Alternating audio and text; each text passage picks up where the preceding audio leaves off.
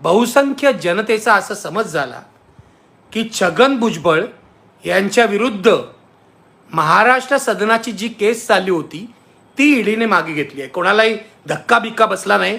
याचं कारण छगन भुजबळ अजित पवारांबरोबर भाजप सोबत जाऊन आधीच पवित्र झालेले होते. भाजपच्या वॉशिंग मशीनमधून जो जो निघतो तो पवित्र झालेला असतो. मी गंगा वगैरे म्हणत नाही. याचं कारण भाजपशी गंगेची तुलना करणं मला काय मान्य नाही.